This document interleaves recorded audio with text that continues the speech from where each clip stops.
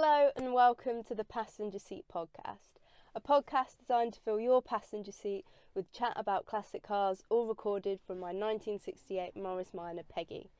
I'm Becca, and today Peggy and I are going nowhere.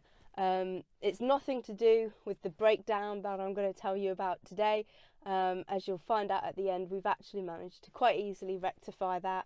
But it's because I've came down with COVID this week, so as I've not started teaching and things like that, I'm luckily able to work from home and isolate myself. But I've been able to come out into the garage this afternoon and just get a bit of fresh air out of the way of everyone, and a change of scenery to tell you guys about this little mishap that me and Peggy had. Our first ever breakdown that meant that we weren't able to get home or to wherever we were going. Our first time on the back of a recovery truck. And so I'm going to share that with you today.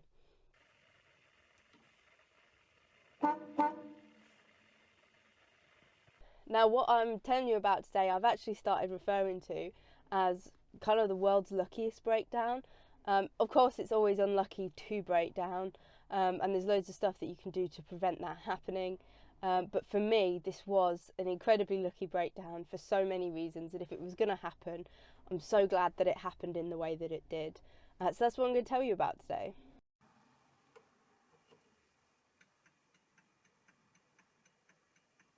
So last Thursday morning, I set off early in the morning to go to the gym at my workplace before work started. This means that I leave my house kind of about 6:15 in the morning, hoping to get to the gym for about 6:45. And the first kind of thing that came up that meant that I was quite lucky later on in this story was the fact that I have two routes to and from work each morning that I can choose from. If it's a little bit earlier, like on a day where I'm going to the gym, I'll often pick the route that is a lot more main roads and stuff like that, because those roads are quieter and a lot less potholey and bumpy and fenlandy. So it makes for kind of a nicer drive overall, providing that there's not too many annoying drivers on the road. And so that morning I chose that rather than the back roads. And when the breakdown happened, it meant that I was in a place that was able to get me out of the way and to safety, which might have been more difficult on one of the back roads that I'd taken. So first way in which I was really lucky. About 15 minutes into my journey, I was about to pull on to the Frank Perkins Parkway. Frank Perkins Parkway, if you don't know Peterborough very well, is a big dual carriageway that at the point where I was joining it had 2 lanes of 70-mile-an-hour traffic and some hard shoulder in places. So that's kind of good, but I was kind of extra fortunate in the fact that I didn't get onto the parkway. The moment at which I realised something was wrong, I was on the slip road to join the parkway. At the top of that road, there's a little roundabout. I'd come off of the roundabout, pulled onto the slip road, and as I was pulling onto that slip road, I realised something was wrong. I was able to pull over onto a slip road that had a very substantial bit of hard shoulder, really. And I was able to pull over, and there was little to no cars around me because of the time of the morning, so I was able to kind of have a pretty thorough investigation about what had happened. And what had happened and what had been the telltale sign is that my accelerator pedal had dropped away from me, and unlike the last time that happened, if you've been a long time listener of the podcast, you know that happened to us on the way to the Motorist for Peggy's birthday 2 years ago. Unlike the time that happened, the engine wasn't revving like crazy, there was no revs, and the pedal wasn't doing anything. So it was essentially the opposite problem. The accelerator pedal wasn't stuck on, it wasn't doing anything at all. And what had happened is that the throttle came.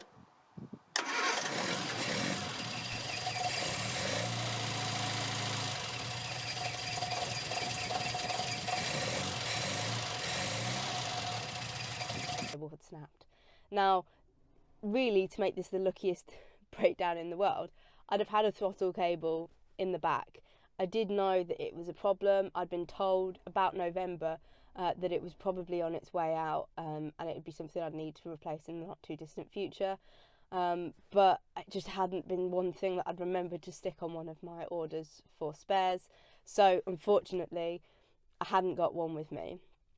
I opened up the bonnet, had a torch, had a couple of tools with me, and I was able to see that it had indeed sheared right at the kind of end near where it connects up to the carburettor, and I was able to see that it wasn't enough there for me to reconnect it, really.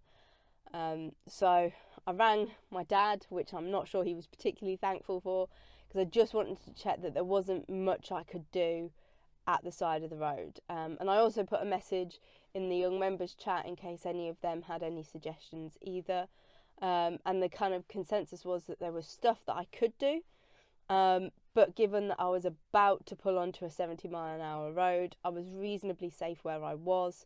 It wasn't something that I was that keen on doing. There's stuff like I could have run it off of the choke, basically moved the wire across. I did attempt to cut some of the sleeve that covers a throttle cable to give me a little bit more to be able to attach it. I did have spanners and I did have some snips and stuff like that, but I just could not get the sleeve to cut, really.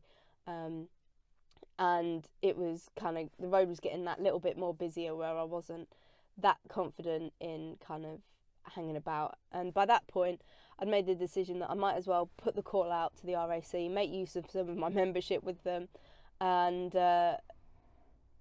see if and when they could turn up or if they could help at all.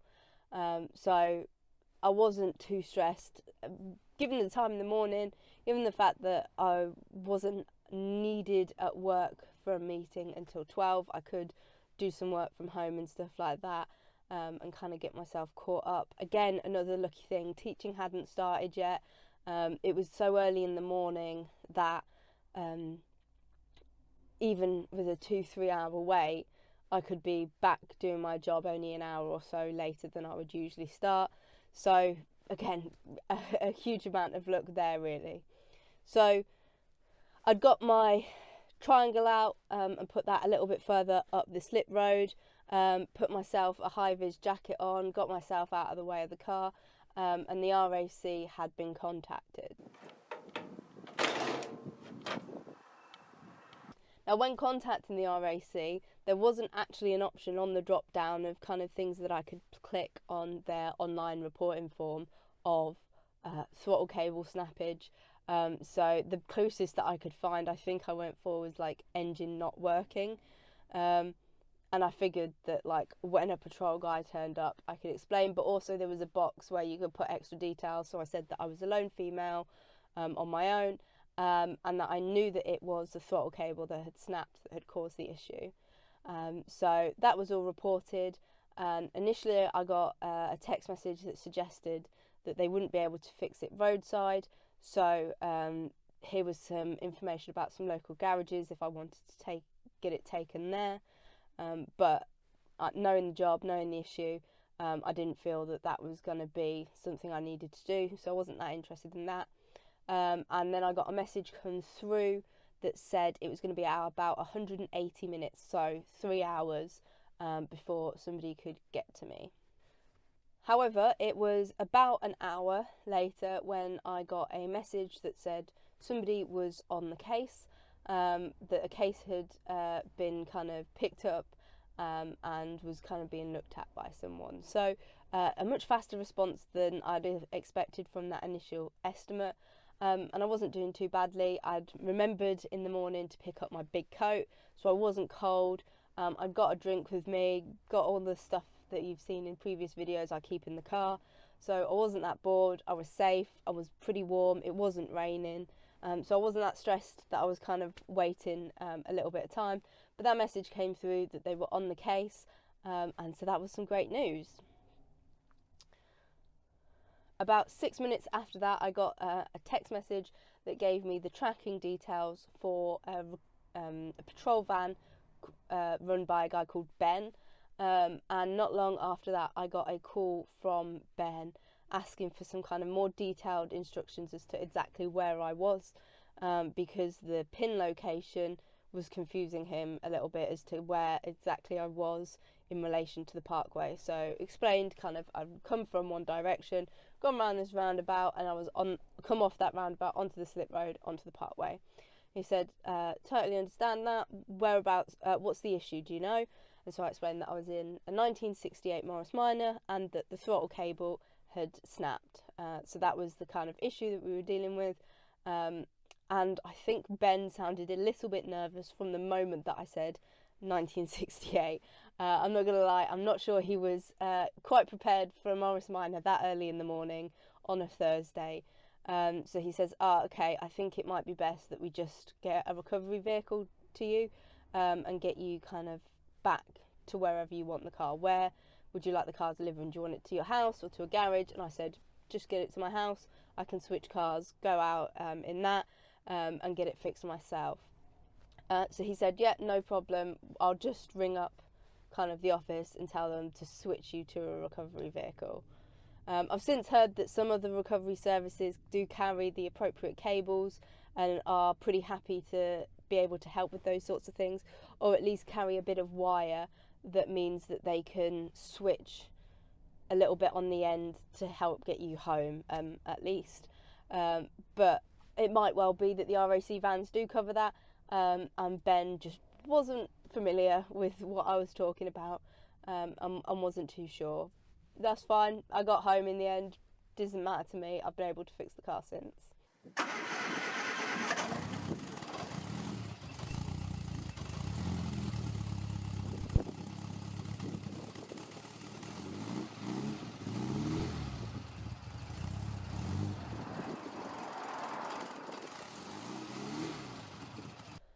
So I get off the phone with Ben at around 7:30, and by 8 o'clock I've not heard any more. I'm still getting notifications through the tracking for Ben to say that Ben is like 7 minutes away, and this continues till about 20 past 8. I'm a bit confused that why it's still continuing to say Ben is 7 minutes away, but he's clearly not coming because he said he's contacting a recovery van. So I try to ring Ben again because I've got no other number to contact. And Ben says, I can't see any more of your job because I've passed it over. And I says, oh, have you got a number that I can call to see if I can chase it then? And just as he was saying that, I got a call come through on the other line. On the other line was David, and David, it turns out, was just leaving from the place where they keep the recovery vehicles local to me. And that happened to be kind of halfway between my house and where I'd got stuck. And he wanted, again, to double check whereabouts I was and to let me know that he was on his way. And so I let him know, told him where I was. He knew exactly where I was and was like, right, okay, I'll be with you in kind of the next 5 or so minutes. So by about 8:40, I had 2 RAC recovery cars turn up to me on the slip road. Apparently the RAC recovery vehicles work in kind of shifts, and one of their shifts starts at 8 o'clock. And they'd both got one of them had got the job come through, the other one had got a job much further afield come through, and he said, well, it's not a rush job, the one. I think he was going to pick up a car from a driveway and take it to a garage, essentially. So he was like, well, it's not a rush job. I can come and help kind of bookend the car while you get it on there, because slip roads can be a bit iffy. And they couldn't remember what the size of the kind of hard shoulder, or if there even was one on that slip road there. So they thought it was kind of best and safest for both of them to turn up. So I waited 2 hours for an RAC vehicle of some sort to come past me, and in the end 2 came past. And interestingly, I'd had no kind of people stop in or anything asking if I was okay until literally as soon as I got off of the phone from David. A couple did come past and be like, hey, are you okay, can we get you anything? And I was like, yeah, no, it's fine, the recovery vehicle is on its way, like 5 minutes away, so it'd be fine. But it was interesting kind of that I'd not seen anybody, nobody had stopped, nobody had like said anything, and no contact from like police officers or anything like that. I'd seen some blue lights going down the parkway But yeah, no issues. I don't think they'd realised I was kind of sat up there, kind of tucked away. It was a really safe, tucked away little spot, to be fair. And even the RAC guy said, actually, this is not a bad place to have ended up with everything that had happened.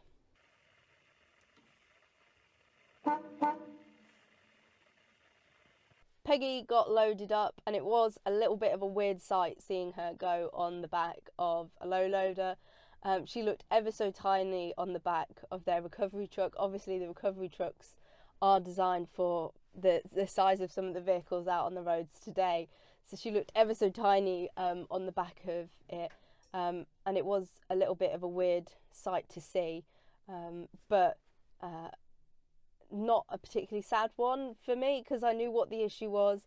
I knew it was a little bit my own stupidity, but I knew it was fixable, so I wasn't too stressed on there. And I had a lovely drive back with David from the RAC to my house. Had a lovely chat, kind of learning a little bit about how his role works in terms of the shifts, how he can end up absolutely miles away, how he did like a half shift on Christmas Day and how that worked for him. Some of the interesting stuff that COVID had thrown up for those guys. And also, given that I was in a classic car, I got his entire car history, including kind of the ownership of a Morris 1300 and a Triumph Herald that had both given him a little bit of trouble. But I told him Peggy's a good girl and she's done 27,000 miles with relatively trouble-free, so I can't complain about her giving me what was probably the safest and best breakdown that anybody could have. By about 9:15, Peggy was home, pushed onto the driveway and tucked away, ready for me to get some parts ordered and get her fixed. So really it was 2 hours and a quarter from my initial issue to us being back home and me essentially starting my day again, swapping cars and attempting to head back out to work.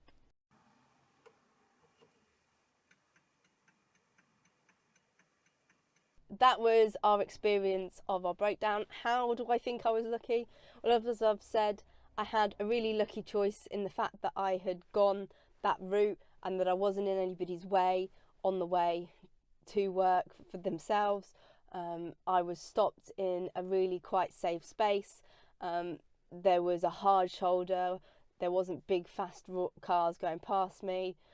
People were able to see me quite clearly as they came off of the roundabout, so they didn't really speed up until after me in most cases. It was quite interesting to be stood there and see kind of who took notice of the fact that the car was broken down and kind of went past me a little bit slower versus those that ignored it, carried on about and went off at speed.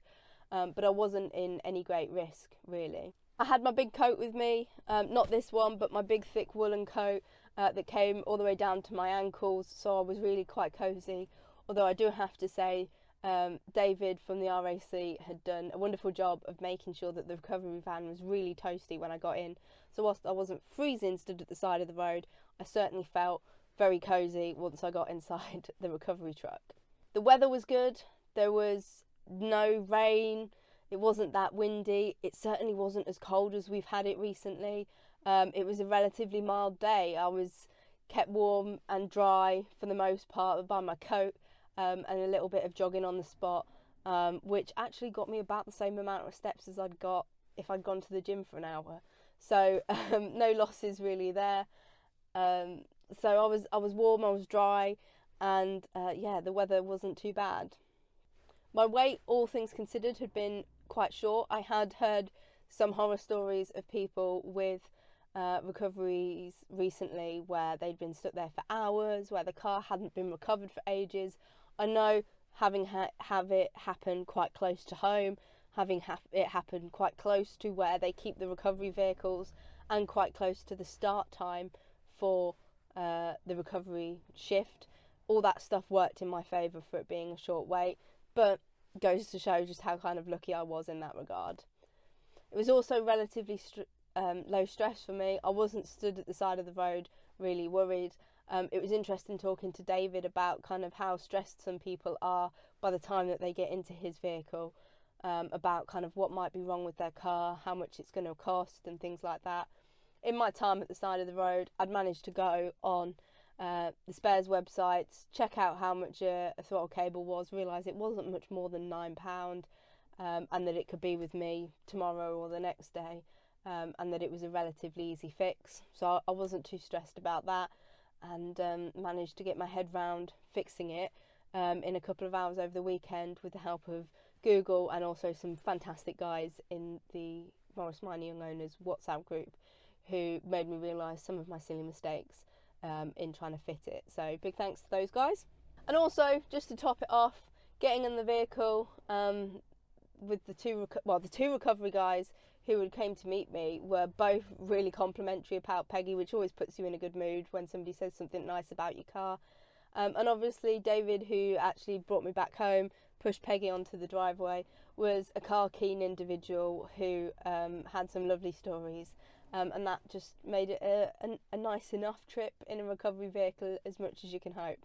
Not saying that it's something that myself or Peggy would really like to repeat, but we've sorted ourselves out. She's got a throttle cable. It has been kind of tested up and down the driveway, but not tested on the road to work as yet. But I'm sure it'll be fine.